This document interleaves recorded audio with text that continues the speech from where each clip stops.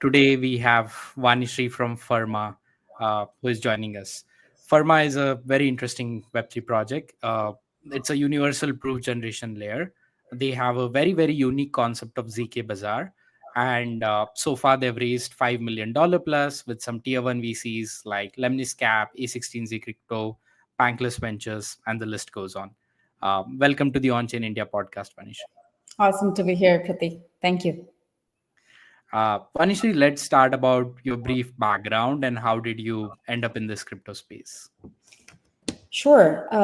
My entry into the space happened in a very organic manner.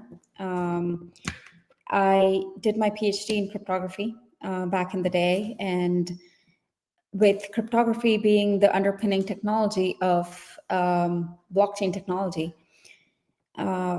this foray into crypto happened in a very organic manner. So while I was doing PhDs when the Bitcoin paper came out, and fast forward to 2017, 2018, when zero knowledge proofs became an important part of the narrative in our space, there was no second thinking as to getting involved and being a part of the space. And that happened through the Mina protocol. Mina protocol is one of these OG chains that OG projects that really pushed forward our understanding of ZK, our ability to use ZK, feasibility of ZK in the space. And I was there for a good duration of time, pretty much from the very beginning, for about 4 years. Worked on the consensus protocol, worked on the proof systems, and then I worked on this protocol called Midnight. And there again, it was ZK focused. And now Fermah. Awesome. Very interesting. Vanishri, also, I think one of the core issues for a lot of the early stage developers and entrepreneurs is a mental model on choosing their ideas. Would love to hear from you. How was your way of modeling, saying, you know what, hey, Fermah is the one that I want to do, and how were you so bullish on this? I think of this like a marriage, right? You are going to live and refine this idea for a good portion of your life. And you have to be I think it's very important that you're passionate and you really love the idea. And I had a fairly systematic approach towards choosing this, because it was a long-term process. From the very beginning of me getting out of school from UCLA, doing PhD in cryptography, was finding these gaps in the world where solutions can exist. I was just very keen on finding gaps in the world, and it even was included gaps that had nothing to do with cryptography at all. It just was a very important exercise as I went through my life at the time, and over time, it only became clearer and clearer that the gaps can be better solved with cryptography. It can be more efficiently solved with cryptography. And I was still very careful on not using a very big hammer to put a small nail in. And for example, I thought about this problem of ZK identity, which is now a popular use case in our space. ZK identity, where you keep many parts of your identity anonymous and only reveal the necessary part of your identity in a given situation. For example, you go to a bouncer, you show, in today's world, you show your driver's license, which has a lot of information your last name, your address, your exact date of birth, etc. And this is all unnecessary information just to get through the fact that you're over 21 years of age. And you don't have to do it that way. ZK makes it possible. And there are other ways that this is possible. I actually went through a centralized way of making it possible, where you don't even use these so-called anonymous credentials in cryptography world, but actually have a very, very, very systems approach. That was my solution. And over time, thankfully, Professor Dan Bonet from Stanford had been my mentor and a sounding board. And thankfully, he steered me away from these solutions or problems, because either they were very niche, or they or the time wasn't right. Um, and fast forward to working on the Mina protocol, working on the Midnight protocol, there was a very clear understanding that I developed that there is a gap in the industry on proof generation. And that is when I again presented this gap to Professor Bonet, and he, without missing a beat, said I should go ahead and do it. And he backed me to the fullest extent possible. I can see the passion on the ZK part, while speaking to you. And I think this is one of the most fundamental inputs while starting. I think if you have like a long term passion on that problem statement, it just gives you enough fuel to, run along the line. Uh, Absolutely. yeah. So, Vanishri, why don't you walk us through, the Fermah, the core part of it? And I know it's been developed a lot since its inception. We've been hearing interesting concepts on ZK Bazaar and some innovative things that you guys have been doing. Sounds good. So it all starts, Pratik, from what we want. What we want is for ZK to be as easily usable, as easy to. It has to be so easy to embrace for developers. And while proof systems are being worked on, while there are layers, settlement layers for proof verification, there is one layer which is really, really hard, and that is proof generation. Because proof generation it needs, in many cases, in most cases, heavy resources. And what people who are building in the ZK space end up having to think is, how do they deploy these provers? How many machines? What kind of machines? How to incentivize these machines?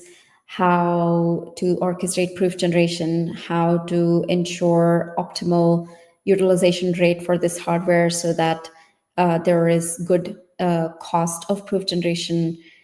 How um, how do you ensure liveness? How do you ensure robustness of your proof generation system? So when you build something local, all these headaches stay with the protocol, and you end up at best having to do a band-aid solution, which is very natural and typically what we see, because the project's main business goals are elsewhere, and it's very understandable.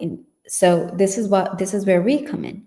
We say that here is a platform where the moment you have a proof generation request, you send it to us, you get the proof. That's it. You don't have to worry about how we incentivize, how we do orchestration, what is the mechanism design we do in the background. Nothing. It's the entirety of headache taken away. In any instance, for any chain, for any proof system, you can generate proofs in a cheap and performant manner with Fermah. And Fermah is therefore a universal proof market. Awesome. I mean, can't wait to hear, more updates coming in and some interesting use cases, which are definitely brewing over here. Vanishri, coming to the most important and fundamental part in any entrepreneur's journey is the fundraising aspect of it. There has been like numerous amount of materials in the Web2 journey, specifically with the Y Combinator and other, top shot accelerators, coming over the line. But specifically in the Web3, where the rounds are very limited. I mean, an average, 3 or 4 rounds max, before you go to the token launch. How would you describe a fundraising model, for entrepreneurs, and specifically on the first check part as well? How do they tackle it? Hmm. I think it is very important to have an open mind to feedback, especially given that this is your baby and you naturally are not inclined to take feedback, but it takes a conscious effort to create that mindset of taking feedback. And why that is important is that you want to build something that people will use, and you need to hear what people want. You start with an idea in your own echo chamber, in your own mind, possibly through a lot of feedback in the background, um, prior to you figuring out the idea. But over time, you end up talking to people, you end up talking to potential investors, and they will have feedback to give you. It's very important to keep your mind open to that. And it's also important to keep your mind open to whether the world is ready for it. Many a times, many projects are amazing, just that they are too early, and one shouldn't take that to heart. And it's important to iterate, and it's important to figure out potentially a version of your idea that might be relevant for the current times. Uh, and regarding the first check, so there are some tactical things that can be useful, and I was the recipient of many good tips from my founder friends, and it's always good to pay it forward. And here are the tips. So it is good to make two decks. One, and the mental framework that I had was, the first deck was mainly to get people excited to take your call, the first call. That's all is the goal for the first deck. The second deck is where you walk them through the details of your idea, the details of your vision, the team that you're looking to put together, any traction potentially you have already had on the product, etc. And in the first deck that you send, another tactical idea that really helped me was writing it as a story, where someone who is so busy is going to look at your deck, and if it is a jarring set of words, lots of images, etc., it is discouraging for them to keep at it till the end. Instead, what will really help is a story where per slide I had one sentence, and the whole deck read as a story, sentence after sentence, and the slide, any given slide, is used to corroborate that sentence through diagrams, through things like that, right? And another useful thing is to just ask for help. When you know someone in the industry, and just ask for help, make intros, get feedback on pitch decks. And there was one period of time where I had a chance to help a lot of fellow founders that were getting started, and I'm still happy to help. People can DM me with questions on Twitter. And I think that is a good summary of some tactics I had getting the first check. Awesome. This was a very, very sage advice, and definitely, I think a lot of founders will benefit from this. Vanishree, a follow-up question is: once the fundraising is being done, obviously the next stage is, how do I grow the product? How do I, ensure more partnerships? How do I grow the community, specifically in the Web3 part? And most importantly, how and when do I plan for my next fundraise? Hmm. You've been like you've done with the fundraise, like I think 6 to 7 months back.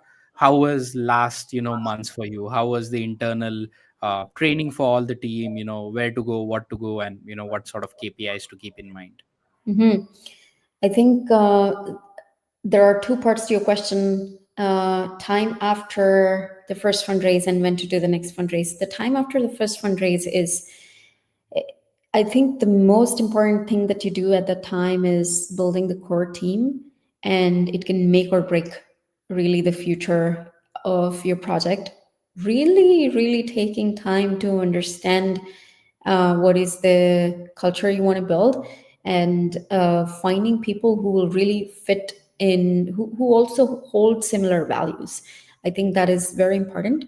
Not to really stress on technical prowess. Of course, that is part of it, but I think also important is how what is the work ethics of people who you're hiring in the core team, how passionate they are they come, what kind of reasons motivate them to come to work. These are all important things, and keeping an eye and having a very clear idea on why you're building something so that it can get used, right?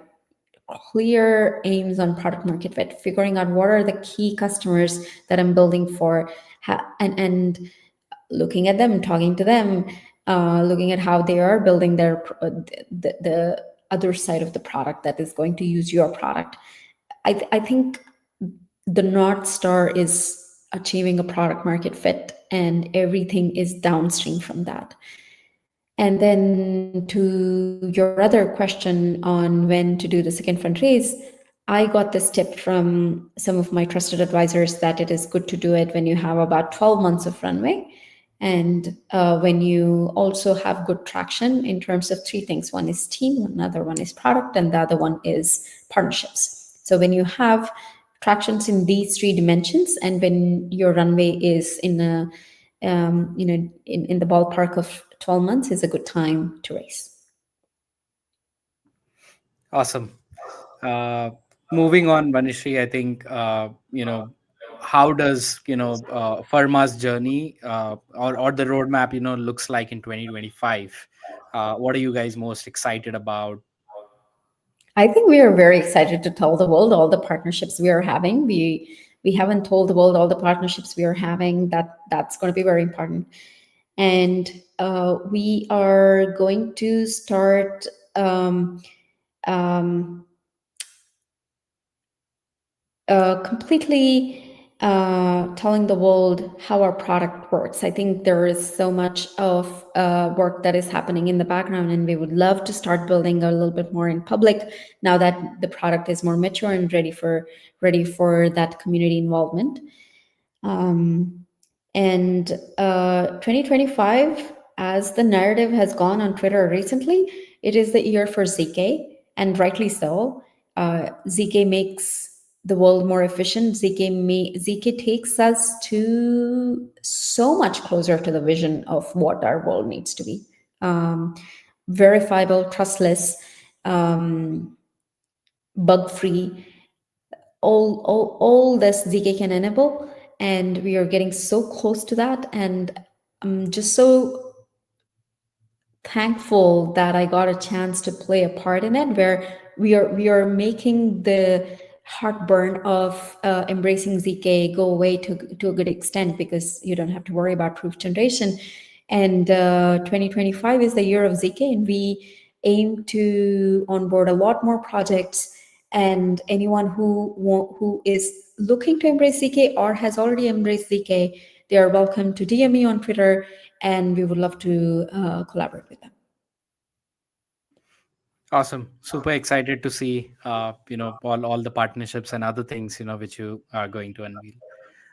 Vanishri, one final question in this is, I mean, ZK is obviously what hearing from you is your most passion thing, but what are your other, sectors that you really love in Web3? And any couple of ideas, if you can throw around for early stage developers and entrepreneurs just to try out and see if, it can make a big difference in the world. Mm.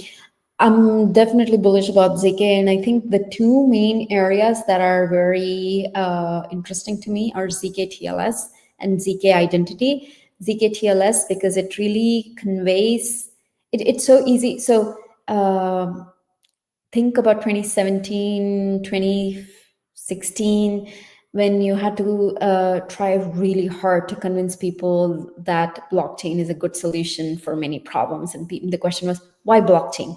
Why do you need blockchain, right? People were very that was the vibe at the time. And here is an example use case where not just blockchain, but ZK is a convincing, extremely convincing approach. And that is because it saves billions of dollars. You don't have to share your identity information like social security numbers on email, and it gets stored in a centralized database just for it to get hacked and for people to spend billions of dollars not only in trying to secure such vulnerable databases, but also in trying to recover from the reputation loss that they can have after huge hacks. And then ZK identity. I gave you an example of this. I gave you an example of a real world use case that ZK identity can solve. I used to be passionate about it, continue to be passionate about it. And another idea that I might throw out is for people to consider trusted execution environments, TEs, and to see how they can build systems approach solutions where security can come from ZK, but also from TE, and they can come together in very interesting. They can come together in building something that no single one can do. There are many ideas like that, and feel people who are thinking in this direction, they are also welcome to DM. And the idea is that TEE can secure, if it takes $1 million to break a TEE, then you wanna secure something that is less than $1 million using a TEE. But ZK can actually secure something even more powerful. But it takes Fermah is pushing the boundaries and making it as easy to embrace. You can still find these interesting combinations of TE and ZK and make things more efficient, more secure, and have interesting solutions. That's an interesting direction for me. Awesome. Thanks, Vanishree, for giving out some of the ideas, and definitely would love to see anyone try and implement. And we'll definitely send you away if they're implementing these. Uh, Again, thanks for coming in, and appreciate your time, Vanishree, on coming to the On Chain India podcast. We are definitely going to have another one with a more detailed deep dive in the tech. Once all these partnerships and other things are announced, and can't wait to see your progress in 2025. Let's do it. Thank you.